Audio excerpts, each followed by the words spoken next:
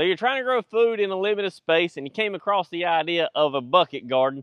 I'm going to show you this whole setup and how you can do a few things differently to help you guys out. Now, I actually did a video that showed you the exact measurements on how I actually set this up, but if you're interested in that, I'll have it down in the link below. I can tell you that a lot of you had questions on, hey, why did I actually build 2 levels? Why didn't I just make 1 level? And really, it's because I don't want to have to bend over anymore. I'm past the age. I'm 37 years old, and I don't really feel like bending over unless I got to. I know it sounds crazy, but there's a lot of people that don't want to have to bend over. That's why people are using raised garden beds, and this is kind of the same concept. This is so you can get things off the ground where you don't have to really bend over when you go to harvest. So this is a great option if you really don't want to bend over a whole lot. So 2 levels really helps me with that whole situation. These are pepper plants inside of these buckets here. And some of you were actually asking how many pepper plants can you put in a 5-gallon bucket? And the real answer is you can put 2 in there. However, it's total preference. I just think they need more airflow. You may think differently. You can do whatever you want. But you can put 2 in here. I put 1 in each. So I've got a total of 8 green bell pepper plants here. So that's what I went with.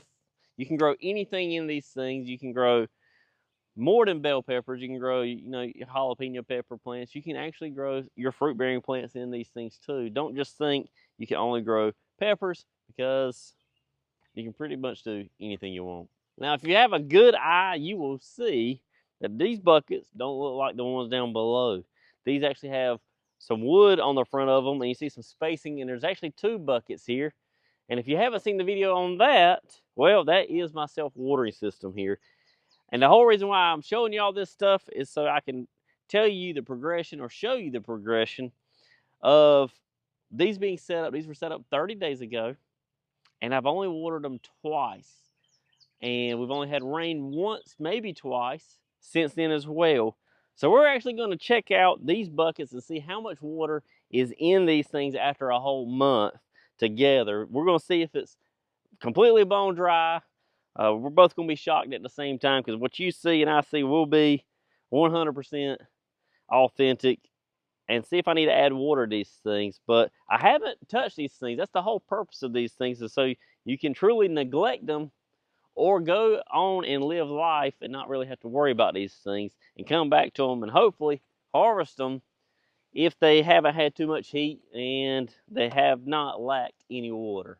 All right, so let's see what is inside of here, if there's anything left. And you can see there's still water dripping off of those ropes there. Those ropes are cotton ropes. They're not the wiry rope. I think it's called nylon.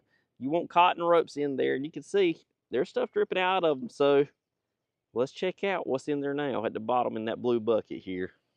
If you look, you can see there's stuff still in there, and there's actually about, it went all the way up to a ring right there. So I'd say it's about 3 inches of water in there still after a month from, I guess, from the previous rain we had. Still holding water just fine.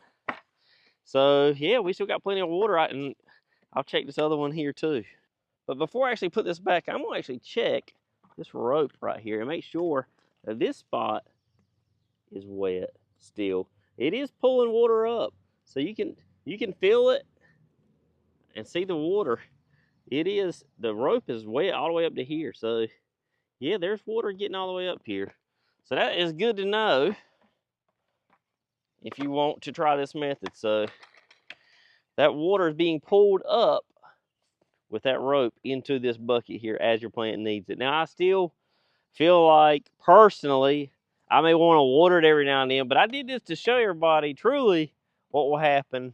I haven't really watered it, and there's still water down there. Now, you can tell this top is pretty dry here, but when I scrape it down a little bit, about a 1/2 inch lower, it is moist. So I was concerned about that, and I'm actually going to probably take this water bucket down here below and dump it on top of there again, and then fill it back up after this video. That's probably what I'm going to end up doing. I'm going to do the same thing on all of them, because they all look dry on the top.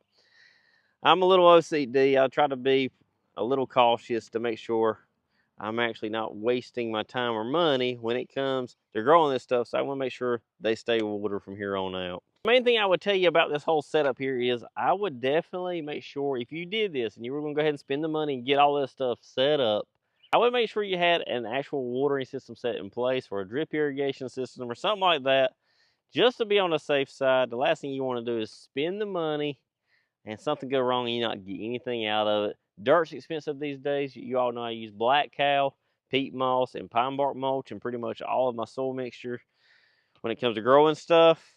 So if you don't want things to fail, keep them watered. You can set them up with this self-watering system here. I have another one that I've made a video on too. I'll have it tagged down below to show you one with actual milk jugs, and you can also use little liter bottles and that kind of thing to have below your plant to let the water go back into the soil as it needs it, because that is the biggest problem I think you'll run into if you try growing things in containers, period. So definitely have something lined up to where you can keep things watered so you can go back and enjoy the food that you grow.